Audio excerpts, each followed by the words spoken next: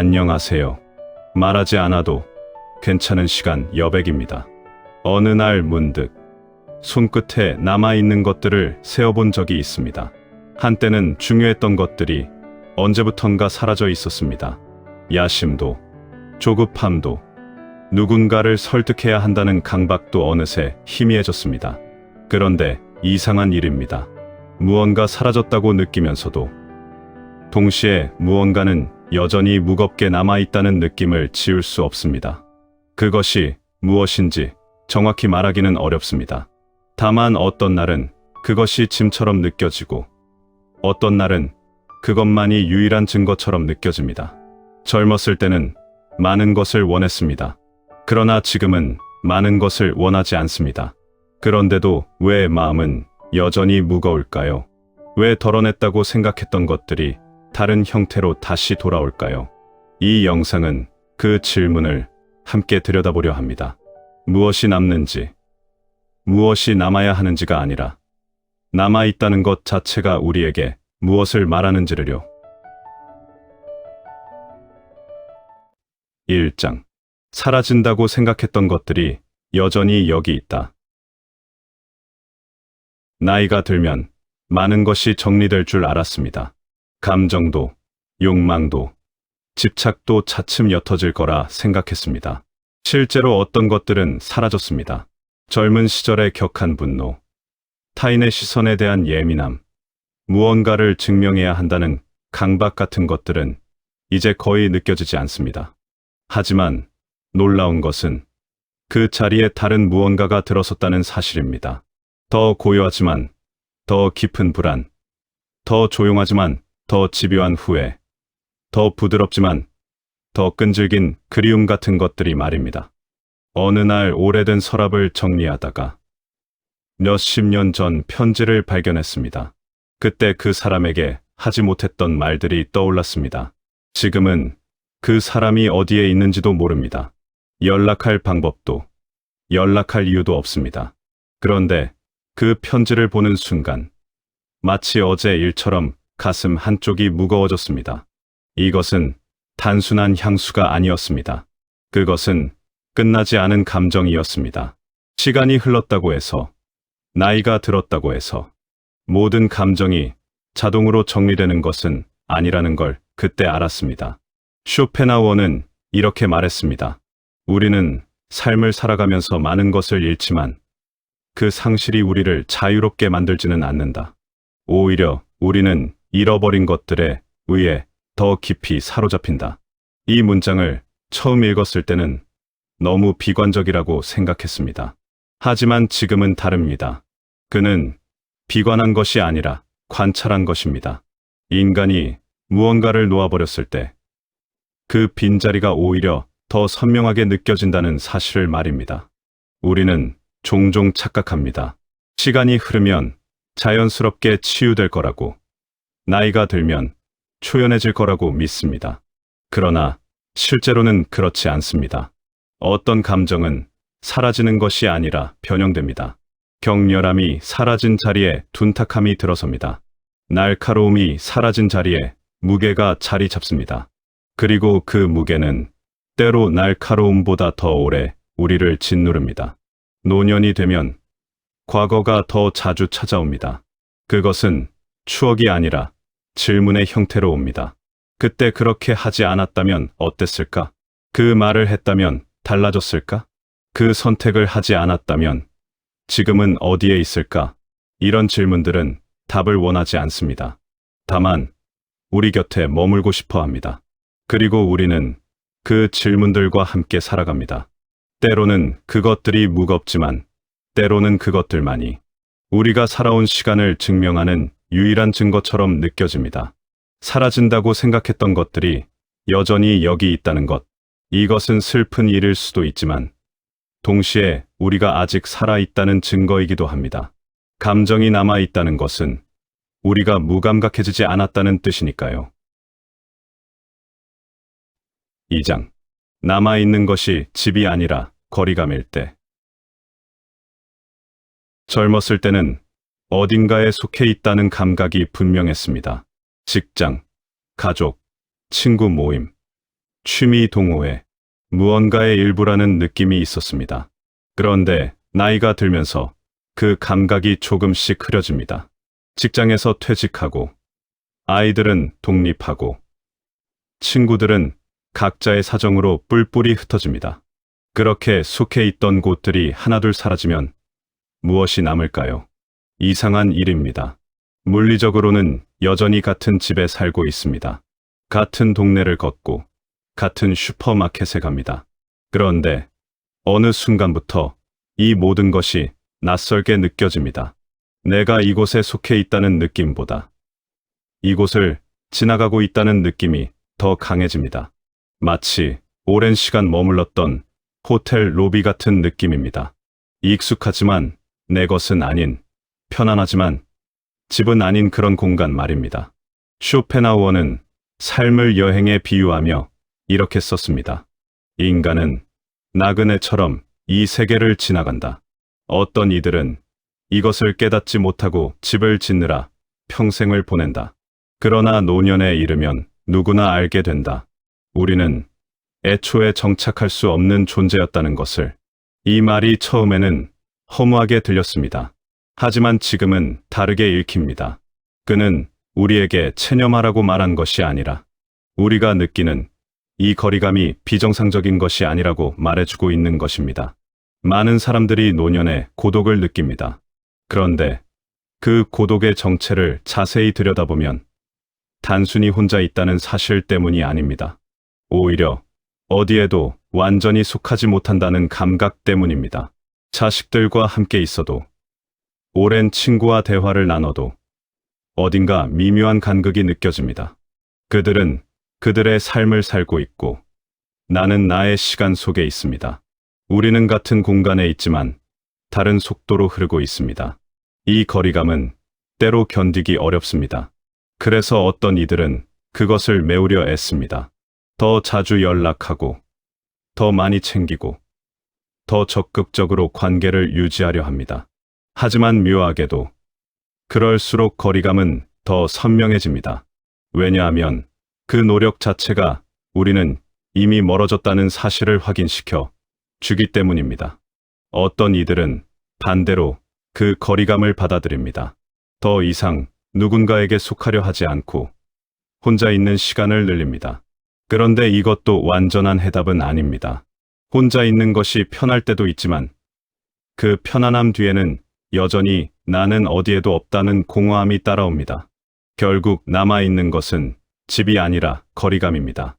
어디에도 완전히 머물 수 없다는 감각, 모든 것이 임시적이라는 느낌, 내가 서 있는 이 자리조차 곧 떠나야 할 곳이라는 예감. 이것은 슬픈 일입니다. 하지만 동시에 이 거리감이야말로 우리가 아직 살아있다는 증거일 수도 있습니다. 왜냐하면 거리감을 느낀다는 것은 우리가 여전히 어딘가에 속하고 싶다는 마음을 잃지 않았다는 뜻이니까요. 3장. 기억은 점점 선명해지는데 시간은 점점 빨라진다. 나이가 들수록 기억이 흐릿해질 거라고 생각했습니다. 그런데 실제로는 정반대입니다. 최근 일은 잘 기억나지 않지만 수십 년 전 일은 어제처럼 생생합니다. 중학교 시절 친구의 얼굴, 첫 직장에서 마신 커피의 맛, 아이가 처음 걸음마를 했을 때의 감촉, 이런 것들이 갑자기 떠오를 때가 있습니다. 마치 시간이 거꾸로 흐르는 것처럼요. 이것은 단순한 회상이 아닙니다. 과거가 현재보다 더 실제적으로 느껴지는 순간입니다. 지금 내가 앉아있는 이 의자보다 30년 전 그 교실 책상이 더 뚜렷하게 느껴집니다. 지금 내 앞에 있는 사람보다 오래전 떠나보낸 사람의 목소리가 더 또렷하게 들립니다. 과거가 침투해 들어오는 것이 아니라 현재가 점점 투명해지는 것 같습니다. 쇼펜하우어는 이런 현상을 두고 이렇게 말했습니다. 노년에 이르면 인간은 점점 더 기억 속에서 살아간다. 왜냐하면 미래는 줄어들고 현재는 너무 빨리 지나가며 오직 과거만이 안정적으로 머물러 있기 때문이다. 이 말을 읽었을 때 무언가 정확히 짚어진 느낌이었습니다. 미래가 없다는 말이 아니라 미래가 짧아진다는 말. 그리고 그 짧아진 미래 때문에 현재가 의의를 잃어간다는 것. 젊었을 때는 시간이 느리게 흘렀습니다. 하루하루가 길었고 일주일이 한 달처럼 느껴졌습니다. 그런데 지금은 일주일이 하루처럼 지나갑니다. 월요일이었는데 어느새 금요일이고 1월이었는데 벌써 12월입니다. 시간이 빨라진 것이 아니라 시간 속에 담기는 경험이 줄어든 것입니다. 새로운 것이 없으니 시간이 축적되지 않고 그냥 흘러갑니다. 그런데 이상한 일입니다. 시간은 빨라졌는데 기억은 선명해집니다. 어제 점심을 뭘 먹었는지 기억나지 않지만 50년 전 소풍날 먹었던 김밥의 맛은 기억납니다. 어제 만난 사람의 이름은 잊어버렸지만 초등학교 담임 선생님의 이름은 또렷합니다. 이것은 모순처럼 보입니다. 하지만 사실 모순이 아닙니다. 기억이 선명한 것은 그것이 반복되고 있기 때문입니다. 우리는 과거를 떠올리는 것이 아니라 과거를 다시 살고 있습니다. 같은 기억이 매일 조금씩 다른 각도로 찾아옵니다. 어떤 날은 그리움으로, 어떤 날은 후회로, 어떤 날은 안도감으로. 그렇게 같은 장면을 수백 번 되짚으면 그 기억은 점점 더 단단해집니다. 마치 같은 길을 매일 걸으면 그 길이 더 깊이 패이듯이요. 문제는 이것이 우리를 과거에 가두는 것처럼 느껴진다는 점입니다. 앞으로 나아가지 못하고 계속 뒤를 돌아보게 됩니다. 그래서 어떤 이들은 이것을 부정적으로 봅니다. 과거에 사는 사람이라는 말을 부정적으로 사용하는 이유도 그 때문입니다. 하지만 쇼펜하우어는 다르게 봤습니다. 그는 이것을 병리가 아니라 구조라고 생각했습니다. 노년의 과거가 선명해지는 것은 우리가 약해져서가 아니라 삶이 그렇게 배치되어 있기 때문이라는 것입니다. 기억이 선명해지는 것은 어쩌면 선물일 수도 있습니다. 미래가 짧아진 만큼 과거가 깊어지는 것, 새로운 경험이 줄어든 만큼 이미 겪은 경험이 더 풍부해지는 것. 그렇게 보면 시간이 빨라지는 것과 기억이 선명해지는 것은 서로를 보완하는 장치인지도 모릅니다. 4장. 무언가를 원하지 않게 되었는데도 무언가가 부족하다. 젊었을 때는 늘 무언가를 원했습니다. 더 좋은 직장, 더 큰 집, 더 많은 인정, 더 나은 관계. 욕망이 명확했고 그것을 향해 달려갔습니다. 어떤 것은 이루었고 어떤 것은 이루지 못했습니다. 그런데 나이가 들면서 신기한 일이 벌어졌습니다. 더 이상 간절히 원하는 것이 없어졌습니다. 처음에는 이것이 평화처럼 느껴졌습니다. 욕망이 사라지니 마음이 가벼워진 것 같았습니다. 남과 비교하지 않게 되었고 무언가를 증명하려는 강박도 사라졌습니다. 이제는 평온할 수 있을 거라고 생각했습니다. 그런데 시간이 지나면서 이상한 감각이 찾아왔습니다. 무언가를 원하지 않는데도 무언가가 부족하다는 느낌이었습니다. 이것은 단순한 허전함이 아니었습니다. 구체적으로 무엇이 부족한지 말할 수 없지만 분명히 무언가가 비어 있다는 느낌. 마치 오래 기다렸던 손님이 오지 않는 것 같은, 약속된 무언가가 오지 않은 것 같은 그런 감각이었습니다.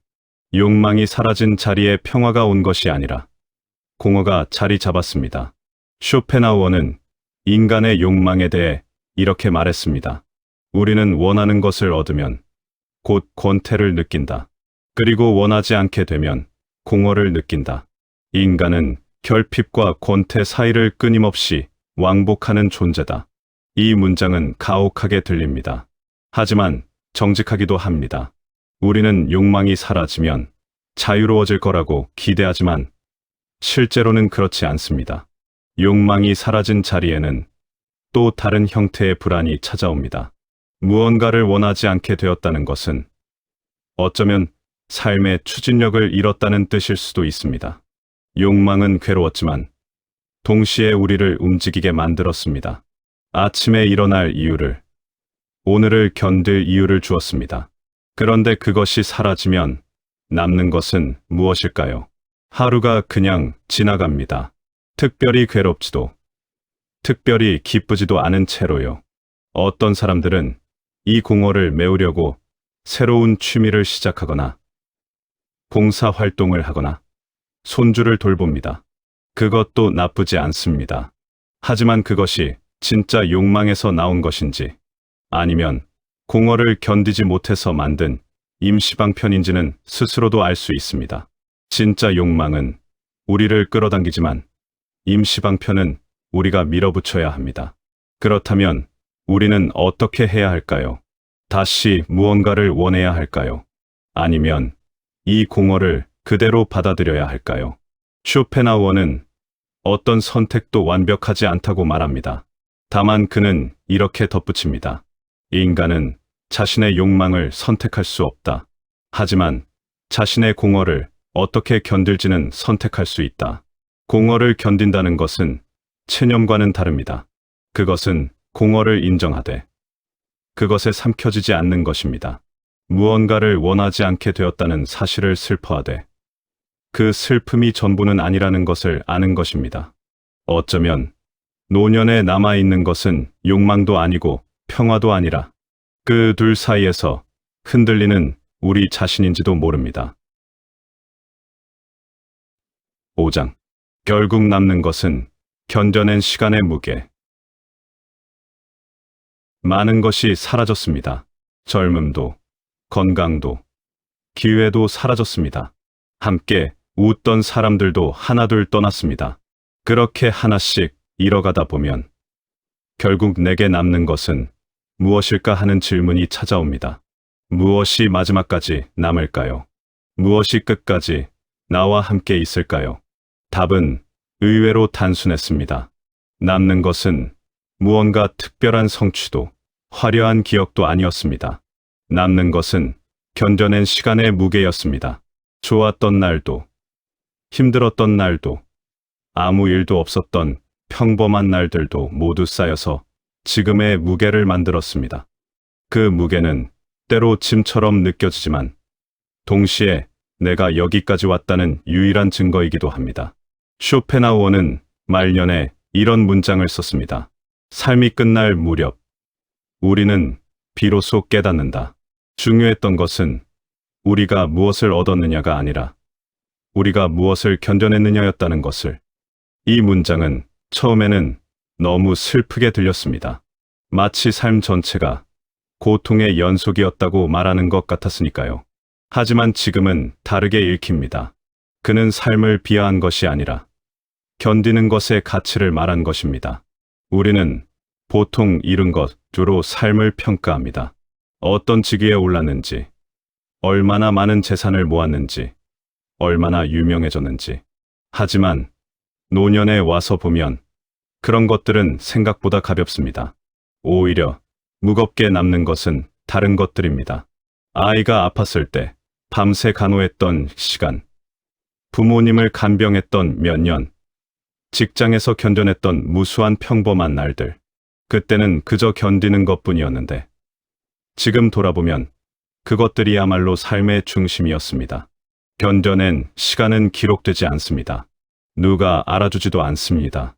상도 없고 칭찬도 없습니다. 그냥 지나갔을 뿐입니다. 하지만 그 시간들이 모여서 지금의 나를 만들었습니다. 내가 어떤 사람인지, 무엇을 소중하게 여기는지, 어떤 것을 포기하지 않는지, 이 모든 것은 견뎌낸 시간 속에서 만들어졌습니다. 어떤 사람들은 노년에 후회합니다.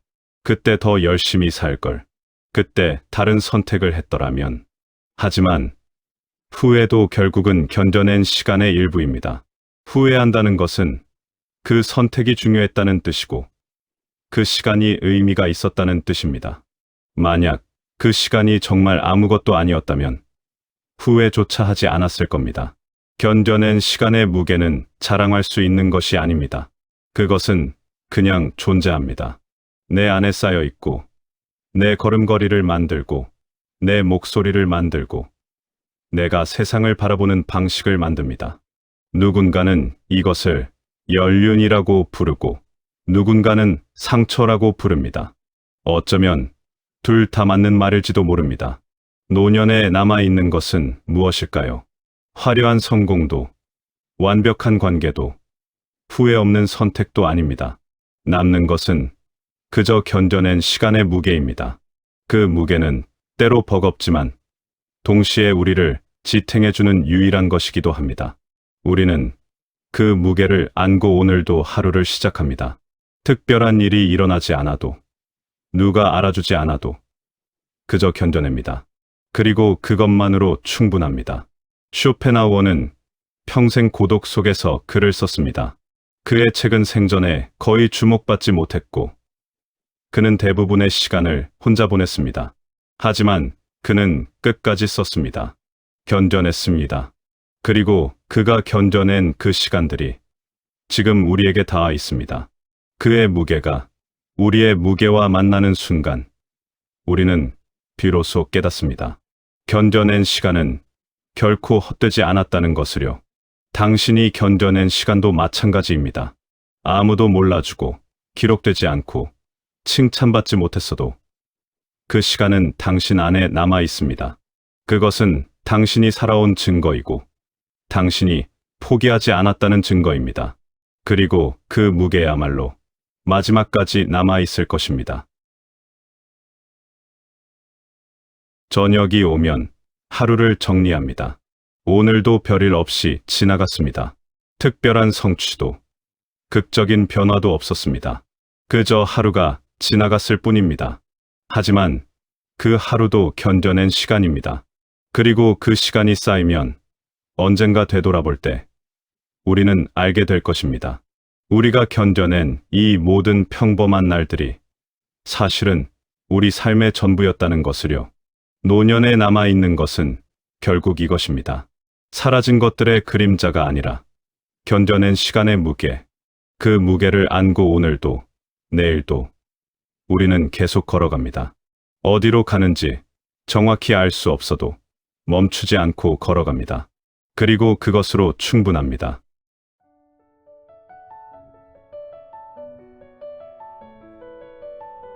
오늘은 여기까지입니다. 어떠신가요? 이제 조금은 가벼워지셨나요? 마음이 복잡해지는 날, 다시 오셔도 괜찮습니다. 지금 마음은 여기 두고 가셔도 됩니다. 여백에 머물다 가세요. 여백에 내려놓고 가세요. 여러분의 구독과 좋아요는 여백이 문장을 준비함에 있어 큰 도움이 됩니다. 감사합니다. 여백이었습니다.